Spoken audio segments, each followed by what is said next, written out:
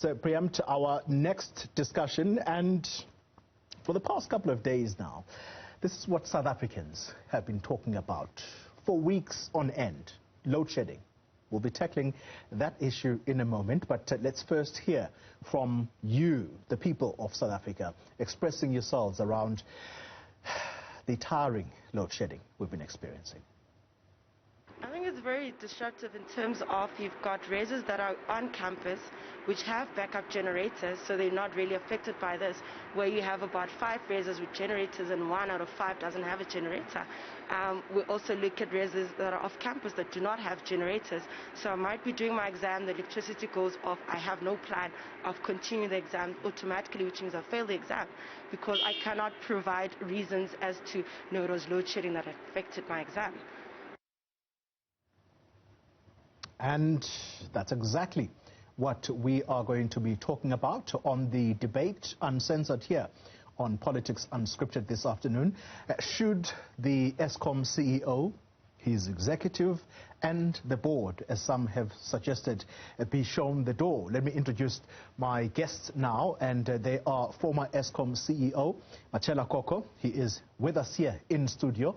Kganki Matabane is the CEO of the Black Business Council. He also joins me in studio. Professor Sampson Mamphweli is joining us via the virtual platform alongside energy expert Thembani Bukula. You'll remember him from Nersa many moons ago. Well, he's also here to be part of this discussion. Gentlemen, to all of you, pardon me, I welcome you all to this very important discussion. I want to begin this, as we usually do on this debate, ask you one central question which all of you will have a chance to respond to. Let me start with you, Mr. Matabane. The calls have been made, in fact you led the charge as the Black Business Council, for the Eskom CEO alongside his executive to be shown the door. Is that going to solve the issue of load shedding? I'm asking you the question differently, given that you were the one who asked for them to walk. Thank you very much, for inviting us here. I think maybe before I start, the members, when they saw that they were going to speak here, they looked at the panel and said, we need to have gender equity. So I just want to pass the message. We were always raising... Absolutely agreed. Yeah, we're always raising contentious issues so that they can be attended to. Indeed. So I thought, let me take that opportunity to raise it. We absolutely take that on board. It's a serious issue that we need to look at. I think maybe let's start with the problem statement. The problem statement is that you get appointed as a CEO to provide electricity. And then you are given 2 years to at least stabilize the network. 2 years down the line, the situation is worse than when you took over. So the question is that, are you the right person? You are appointed to provide electricity. We don't have electricity. Are you the right person? We've got no issue with the director, the person. We were discussing director, the CEO. And the board, because the board is supposed to hold him accountable. But the fact of the matter is that you wake up, you are on stage 0, 2 minutes down the line you are stage 2, 5 minutes later you are stage 4. We have to be honest and say, from a performance point of view, do you think that person is capable? And as we said, we are not expecting load shedding to end, but we need predictability of some sort to say, and we need to be able to see that the system is being stabilized. Because as a CEO, to give you an example of the SARS commissioner, he's got the same things of whatever stage capture, whatever things that he's dealing with, but it's not every day blaming state capture, blaming the predecessors. He's dealing with the issue of SARS. He came with a plan. He re-established the big business units. He has collected more than the budget. Those are the issues we are raising to say, if you are a CEO, you can't behave like you are powerless. All right. You're blaming the PFMA, but on the other side, you are incurring irregular expenditure. You blame the National Treasury, but you're not blaming yourself. All right. Okay. I think that's fair enough. Let's give others a chance. Mr. Koko, you were a person running Eskom before the current executive. You've heard the calls for them to be shown the door. Do you agree with that statement? So it's not up to me. I'm indifferent. In fact, I'm the last person to make that call. I'm extremely conflicted. So I should not be answering that question. All right. What I can tell you is this. We have what, and I'm glad Bukula is here because I consider him an expert on this. We have what we call the cost of unsaved energy. The current approved cost of unsaved energy is sitting at 87 rands 50 per hour, per kilowatt hour. Between 2018, when I left Eskom, and 2021, the cost of load shedding to the economy is north of 300 billion rands. That's the cost of load shedding to the economy. Now, if you continuously incur in the economy debilitating cost of north of over 300 billion rands to the economy, what do? Somebody has to be held accountable. We are a country of accountability. You cannot have the economy being impacted at the cost of more than 300 billion rands. All right. And just do nothing. All right. Let's quickly go to our guests who are on the virtual platform. Mr. Thembani Bukula, let's pick up with you, former Nersa CEO. What are your thoughts on these calls for the Eskom executive, including the board, to go? I may not be competent to voice an opinion, but I suspect that the best way to deal with this is to deal with the problems, and I think that even a new CEO that would come in, if those problems have not been solved, he would still, then after a year or two, be required to move. So I may not be competent to express a view on whether the CEO and the board must leave now. All right.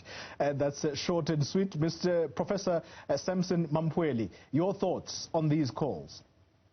Evening, Colleen and the colleagues. Evening, Mr. Koko, my friend there as well. Yeah, I agree with Mr. Bukula. My point of view will be that we need to look at the problems and look at whether firing people will solve the actual problems. And I'm of the view that we can have a best CEO in the world if the issues that we are currently facing at Eskom on the technical side are not resolved. We will be firing and hiring CEOs for the next 10 years. Thank you. All right, so those are the thoughts of my panel on whether or not the executive at Eskom should be shown the door. When we return, we're going to ask, among other issues, what is the role of the Energy Department? This is the department run by Minister Gwede Mantashe, and I heard recently that not a single megawatt had been added to the grid, given the emergency power that was called for some time ago. Just part of what we are going to look at as a solution. We continue in a moment. And we don't eat most of the time. We just go order, wasting money because of load shedding. We do groceries, like monthly groceries. So most of the time when electricity is out, the food gets spoiled and waste of food. All right, those are the views of ordinary South Africans, but what about the people at the helm of the power utility Eskom? Let's have a listen now to the current CEO, Andre de Ruyter. Ability maintenance, so this is planned, and these are outages where we have units out at Arnott, at Duva, at Grootvlei, at Kendal, at Kriel, at Kusile, at Majuba, 2 at Matla, and 1 each at Medupi and Tutuka. So this is an indication that we are carrying on with our planned maintenance, and of course what it means is that that capacity is not available at the moment. Summer months typically have a lower demand overall, and therefore our preferred time for carrying out maintenance is during summer months. But of course, as we have seen, the increase in ambient temperatures have also exposed some of the weaknesses in our cooling water systems, and that has led to unplanned outages. Right, that's Andre de Ruyter, the CEO at Eskom. Let's pick up with you, Mr. Matabane. And in a way, I'm going to link up to what the finance minister said when he tabled his budget speech. This was now outside, talking to reporters, saying that Mr. de Ruyter was actually given an opportunity that others did not enjoy, and that was to be allowed to implement load shedding while he maintains the power plants. And he says that there's more blackouts under him, when in fact he had been allowed this latitude to implement load shedding in order to maintain these plants. So no doubt, you're clear, he should shoulder responsibility for that, particularly given that this maintenance that he ought to have carried out would have happened during the time that the economy was on lockdown anyway, given the COVID-19 pandemic. So, but who would have to replace him? You know, there's a Zulu saying that you must not hunt with a knife. So we are not saying appoint A or appoint B. We say appoint a competent person who will take leadership and also take the employees with. Because remember, we do have members all over the place, and we are told that the staff morale is extremely low. Which tells you that there's no leadership to rally the employees to say, this is where we're going, this is how we need to go about it. Reasons for that low morale? It's the lack of confidence in the leadership. The leadership is not providing that direction that we're expecting from a CEO.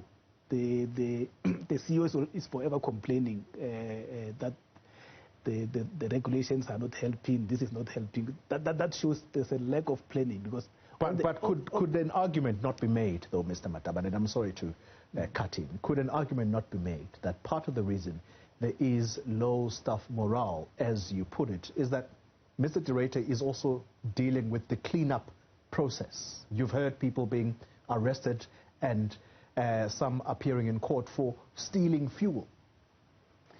Yeah, that is a normal thing in business.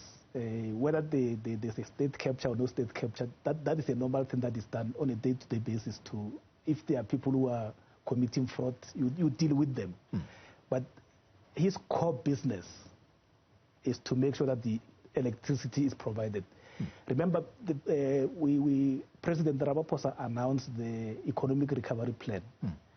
And he said energy security is at the center of it. Unless and until we have security of electricity, we must basically forget about the recovery. All these foreign investments that we're hoping to attract, we're not going to be able to attract, because there's so much unpredictability. So if you come here, you want to put a manufacturing plant, you'll think twice. Yeah. The rating agencies as well, soon they're going to downgrade us. All right. So everything is just going to spiral. So we need someone who can come and arrest the situation. All right. Whoever that person is. But it must be a capable person who's competent, who's a leader, who will be able to rally everyone at Eskom to say, this is the problem, let's deal with it. Mr. Koko, I mentioned earlier that the finance minister Enoch Godongwana saying, well, Mr. de Ruyter has been given the opportunity that others did not enjoy, and that is to be allowed to implement load shedding in order to do maintenance work. I suppose you were one of those that were never given this opportunity, but the accusation against you is that you ran these plants to a point where they essentially are now breaking down time and again. Totally. We have a target for maintenance. The measure of maintenance activity in Eskom is defined as a plant maintenance capability loss factor, PSLF. And we target PSLF of 10%. In 2015, PSLF was 9.9%. In 2016, it was the highest in the history of Eskom at 12.9%. And it's been sustained above 10%. What is important, Toli, is that when you execute maintenance at above 10%, you must get the best bang for the money. It must pay itself off. We did the most maintenance in 2016. We did not load shed. So how did you do it? In 2017, we did the most maintenance. We did not burn diesel, and we kept the lights on. What is more important... How did you do it, Mr. Koko? I'm sorry to Because we just did the right type of maintenance. We did effective maintenance. That's all what needs to be done. Effective maintenance versus reliability maintenance, which is the talk of the town. Reliability and maintenance are two different concepts in engineering terms. I don't know what Eskom means when they say reliability maintenance. All what I'm saying to you is we've got plant outages. The scope of the plant outages are defined upfront by the engineers and the OEM. We execute them to precision. And when the unit comes, you see, we have a concept, colleague. When you interview Mr. de Ruyter, you must put it to him. When you close the breaker, you connect the unit to the national grid after an outage. The next time the breaker must open should be on another plant outage. If you do an outage, you close the breaker, 3 months later the unit is off. It tells you that you've done a bad maintenance. What we did, we measured the time it takes after you close the breaker to when it opens and it trips. And we did well there. Now, what Eskom must be engaged on is that, stop telling people that you don't have time to do maintenance, because you are meeting your maintenance target of 10%. This week, when we were in stage 4 of load shedding, the PSLF, plant maintenance, was sitting at 5,000 megawatt. That's your target. It's even higher than your target.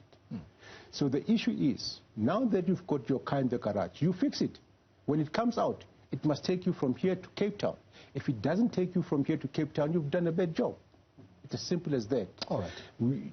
While I'm on the table, you've mentioned the issue of the Department of Minerals, Energy, and what is the role. Indeed. It's very, very important. In fact, I'm writing an opinion piece on it. The role of the Department of Energy is defined by the Electricity Act. The Department of Energy is a supplier of the last resort. Eskom used to be the supplier of the last resort. That's why we used to do the electricity plan. We call it an ISA plan. In 2002-03, it changed. The supply of the last resort is Department of Energy. The Department of Energy has an electricity plan for the country. That electricity plan is meant to keep the lights on now and into the future and to decarbonize the electricity sector. Yeah. It makes an assumption. It makes a very important assumption, that electricity plan. It says Eskom must perform at EAF, energy availability factor of 75%. Yeah. So when you deal with the electricity supply issues, you have to hold everybody accountable. You have to say to the Department of Energy, you've got the electricity plan, IRP, you implement it without fail. What does it say? It says you must sign or connect to the grid every year 1,000 megawatt of solar PVs every year. You must connect to the grid every year 1,600 of wind to the grid, 2,600 every year up until 2030. It also says by 2027 you must have 3,000 megawatt of gas plants. It also says by 2030, you must have 4,000 megawatts of cogeneration. That's the responsibility of Department of Energy through the IPP office. Once that happens, it's still not going to keep the lights on. Eskom must perform at energy availability factor of 75%. Okay. So everybody has a role to play here. Okay. So when we return, and we are going to have to move with speed, gentlemen, when we make our points.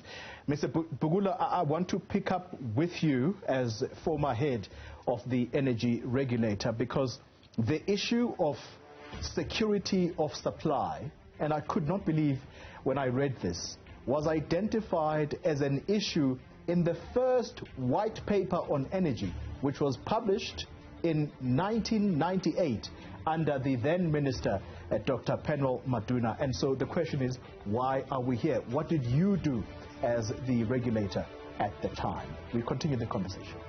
Very important, because the kids, when they have to go to school, they're doing their homeworks, they have to use Wi-Fi, and cooking also, they can't go to sleep without eating, you see.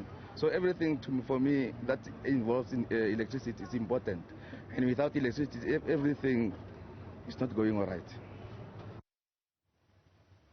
We simply can't do without electricity, and that's why today we are discussing the issue of energy insecurity in the country. And among the panelists I have here is Mr. Thembani Bukula, who for some time was the head of the energy regulator, Nersa.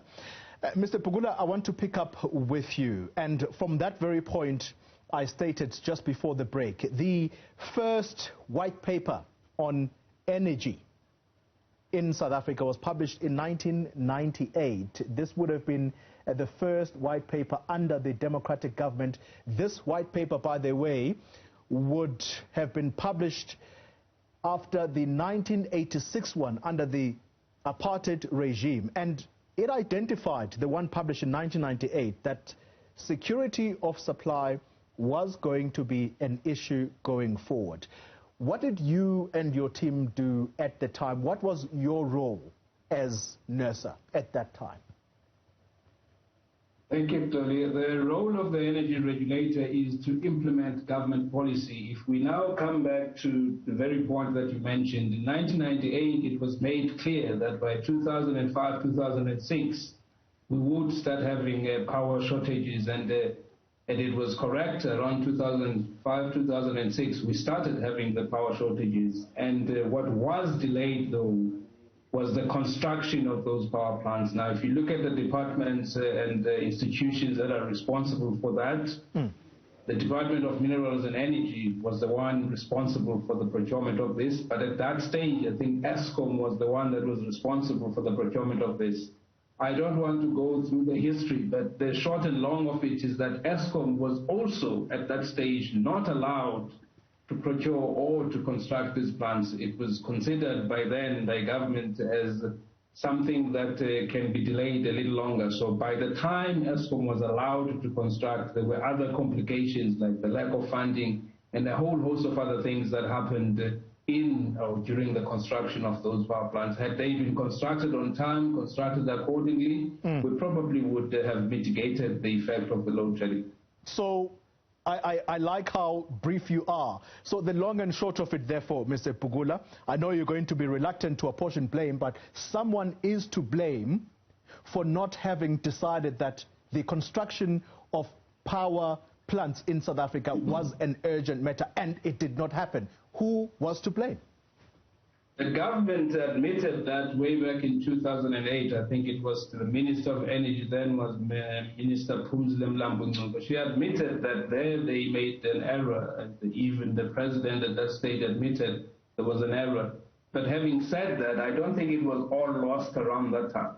You could still make up for what the time that was lost and still build or construct power plants that could provide the required electricity.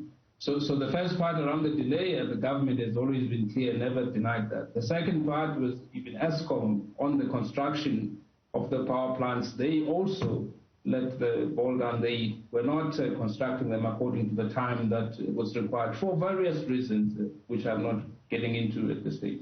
Yeah. Well, Professor Mamphweli, let's come to you. When you hear such comments from Mr. Bukula, it puts it all into perspective, does it not? That this issue does not arise here and now, and therefore the calls for the current Eskom leadership to go, including the board, is that well placed, or is the ANC government capitulating? Yeah, thank you, Toli. I want to agree with both Mr. Bukula and Mr. Koko on the several issues that they touched on, and I think it takes us directly to the solution, which is not to fire anyone. If you look at the plan that Mr. Koko referred to, the IRP 2019, that plan, we started with the IRP 2010. And we started implementing the IRP 2010 because of some of the issues that Mr. Bukula touched on. And then there was a time that we kind of deviated from implementing the plan, or we stopped implementing the plan. There were some delays. And then 2018, then there was a revision of the plan that gave rise to the IRP 2019, which the minister is implementing very well, if I look at it. And then we will look at the issues that Mr. Koko touched on about the energy availability factor that he referred to, and that Eskom is not being able to adhere to those when they're running the plants. And that should then take us to the question, what is the actual problem? Is the problem not the aging fleet? If you look at what happens in most cases when Eskom is busy with planned maintenance, there is some breakdowns that happens that puts us in the darkness. They can't even predict when is the breakdown going to happen in some of these power stations. So for me, we need to look at the problem and deal with that particular problem and say, do we not need some emergency kind of power to be produced or to be procured? And that's the competency of the Department of Energy, as Mr. Koko also already indicated and Mr. Bukula indicated. So the short answer to your question is, as far as I'm concerned, we need to come up with a solution from the department side, bringing on board all the role players such as Eskom and public enterprises. I don't think that firing the CEO or the board or anyone at this particular point in time will solve our problem. I always tell people that it's like when you're running a taxi business and you have got taxis, minibus taxis that have been running for quite some time. It's not how you maintain them that keeps them on the road. They're beyond repair. You just need to buy new ones and start and look at the drivers based on how they're driving the new taxis. Yeah, and Mr. Matabane, I think that brings us directly to you, because you are calling for this leadership to go, but clearly your calls are misplaced. In fact, I want to put it to you that should you not be shouting at Minister Mantashe for taking his time? Yes, he's announced the 25 projects which are going to generate some 2,500 megawatts in the interim to try and ameliorate the current situation we find ourselves. But has he moved with enough speed? Yeah, firstly, I think the comment about the fleet being old is not entirely 100% true, because we've got Kusile and Midupi. But that is by the way.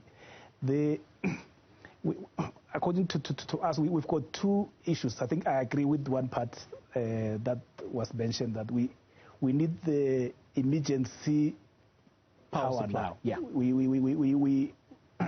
need to do something to say what do we do with the deficit that we have. And I think that's the conversation that we will have with the minister to talk about that. But going back, the Mr. Koko, I think, has put the facts on the table. We have to be fact-based, and as young people say, let's not cash emotions. Let's be fact-based. The facts are there. They are not delivering as per the requirements.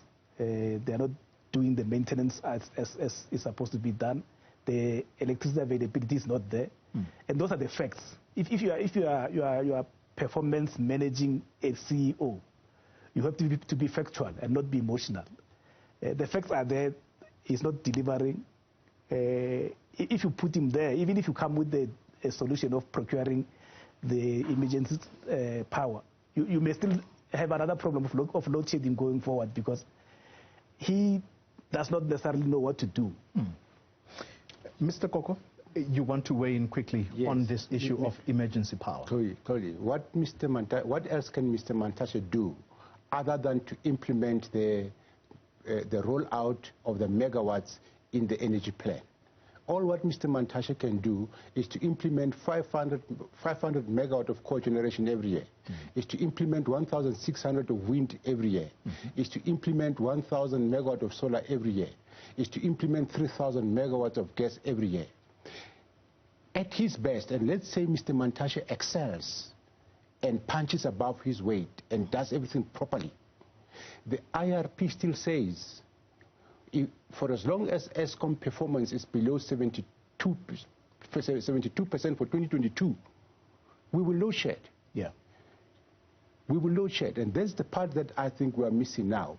Mr. de Ruyter says, I need, over and above what Mr. Mantashe must do in the electricity plan, I need 4,000 to 6,000 megawatts more. And I think it's irrational, it's nonsensical, it's taking the customers for a ride. What we should be doing, we should be saying, Mr. Mantashe, do your part. Mr. de Ruyter, you must do your part. And what is your part? Your part is a psychological compact with the customer of energy availability factor of 75% within the cost structure of Nersa, with zero harm to your plant, with zero harm to your environment, and zero harm to the reputation of Eskom. Nothing else. And that is the only discussion that must be had with Mr. de Ruyter. If Mr. de Ruyter cannot give South Africans energy availability factor of 75%, he cannot give it within the cost structure of Nersa, prescribed by Nersa. He cannot do that with zero harm to the plant and equipment. He cannot do that with the zero harm to the environment and the reputation of Eskom. Then there is a reason to discuss why he must leave. All right. Just one question I want to ask of you before I move on. Eskom finds itself in a debt spiral. Yes. Upwards of 400 billion. Yes. Specific question.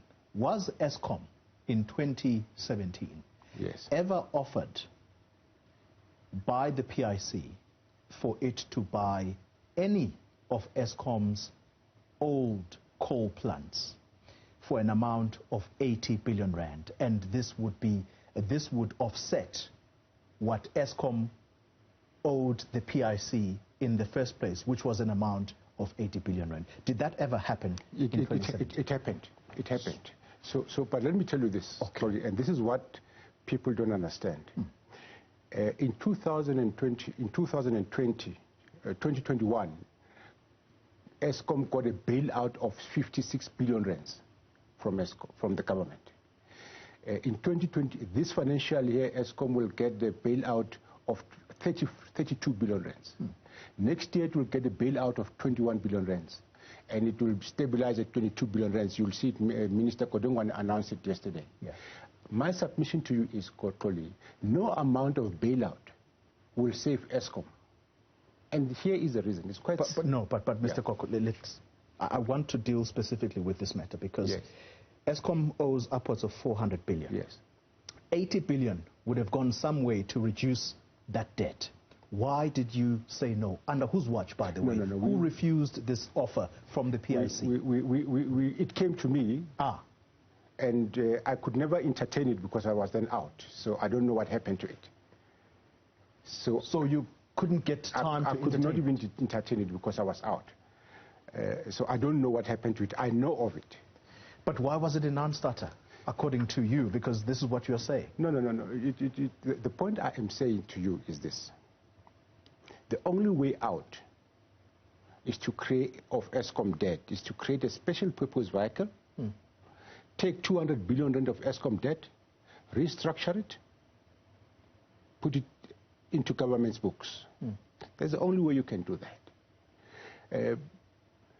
Tell me any investor, including PIC, who will give you 80 billion rands when your sales are dropping at the rate of 2 to 3%.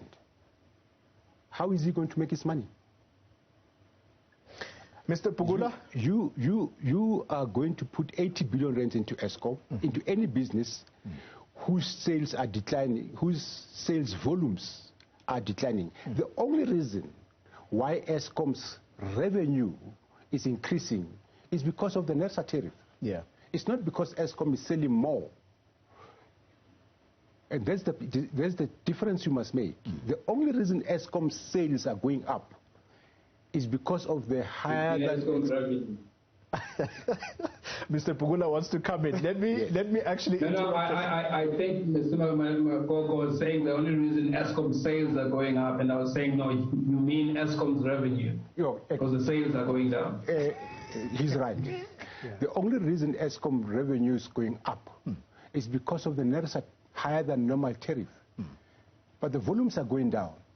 So tell me any businessman who will say, I'll give you 80 billion rands in a business that is not increasing its volumes.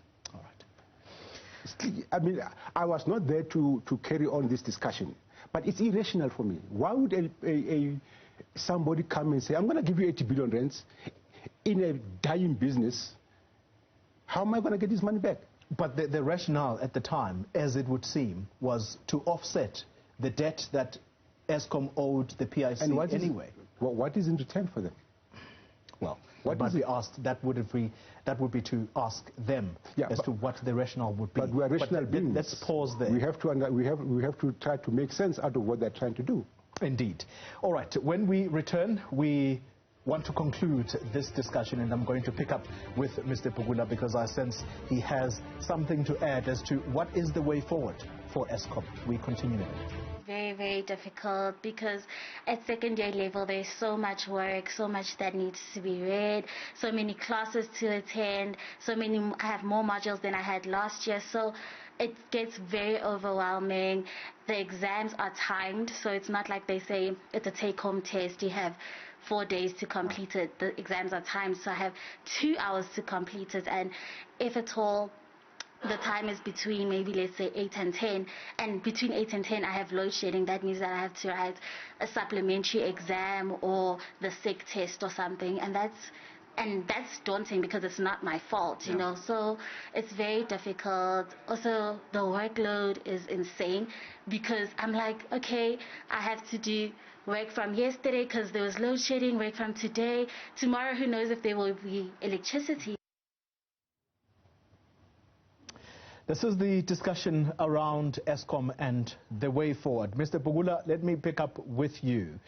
As someone who now sits outside of the Eskom issues, you're looking in, and we are at crisis point. At some point this week, someone even suggested that maybe Eskom should be declared as much like what we saw with COVID-19, that there should be a national state of disaster declared on Eskom, and I'm not sure how that would solve things. But where you stand, what is going to be the solution to the problems facing Eskom right now?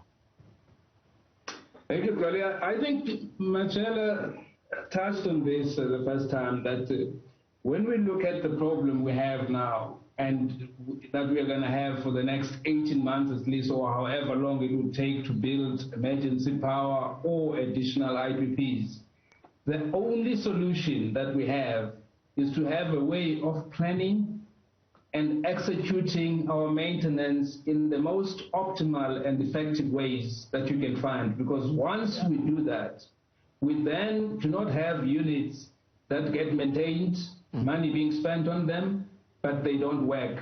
We also reduce this unpredictability that has seemed to be accepted by Eskom management, that the system is unpredictable. I think that it's an engineering best that you can work on and improve its predictability, or move it to a level where the predictability is much better than this one, where you just say that it's unpredictable. It's not. It works in a certain way. You fix it in a certain way. It should then continue to work in that way. You're suggesting what I'm reading between the lines here, Mr. Bukula, and you'll forgive me for being a bit of a conspirator. You're suggesting that there may be an element of incompetence. Yeah. I always run away from pronouncing on things that I'm not competent to pronounce on. But having said that, when you maintain a plant, and we have made, Professor has made an example about the car, Mr. Koko has also made an example about the car. And it's a good analogy, because when you have fixed your car, you have an expectation that if it's been fixed properly, done properly, it should then be able to continue doing what it was designed to do.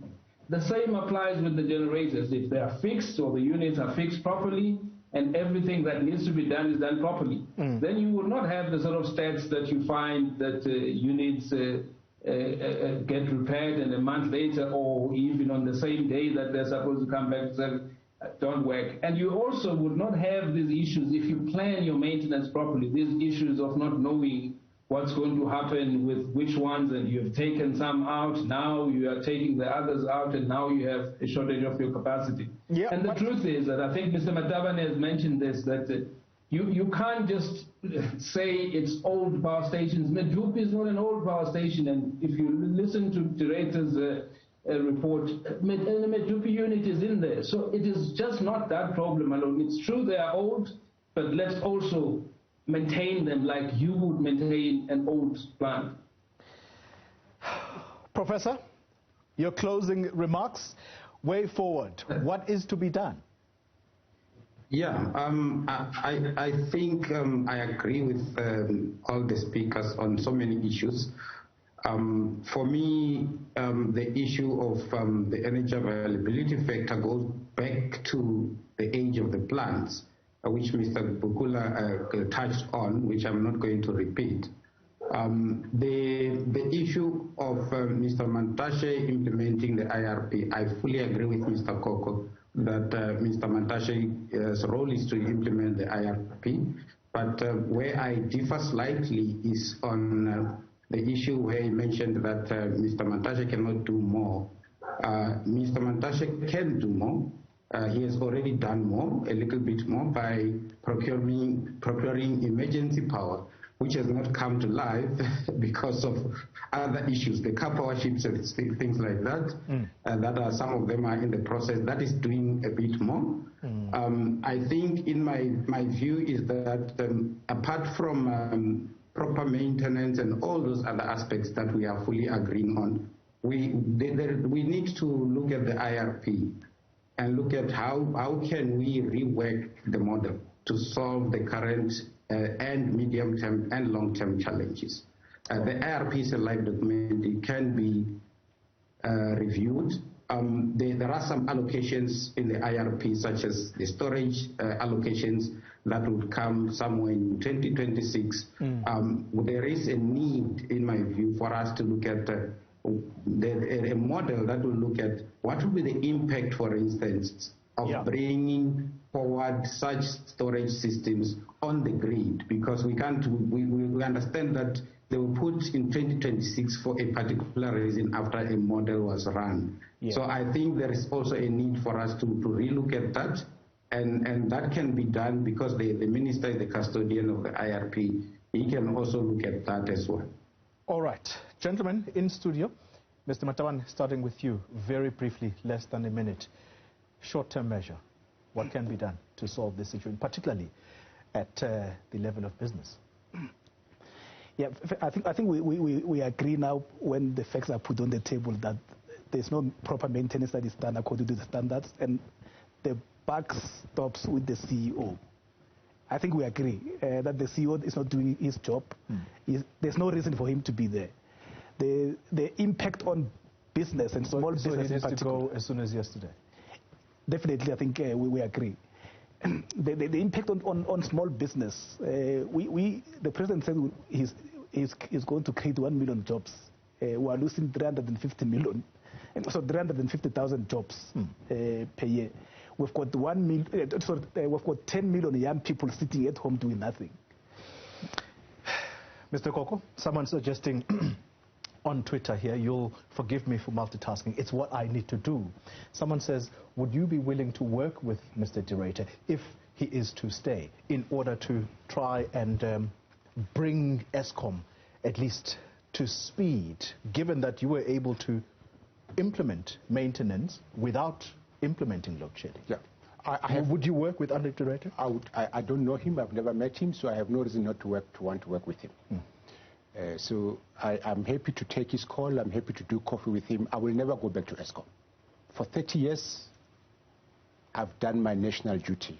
It's time for other people to keep the lights on. It is the condition of plant, not the age of plant, that will keep the lights on. Once somebody starts telling you about the age of plant, he's telling you excuses. Big, good excuses. Once again, it is the condition of plant that will keep the lights on, not the age of plant. I've seen many planes, Airbuses that are 60 years old. They take off and they land properly at 80 years. All right. Take Eskom as a Boeing that is 80 years old, that must be able to take off, that must be able to land when it's properly maintained and it's got the right captain. All right. Well, that is the sum total of this discussion, trying to find ways to move the needle on Eskom. I'm not sure whether you are answered about what is to be done, at least in the short term, to fix the problems that plague our country as far as energy security is concerned.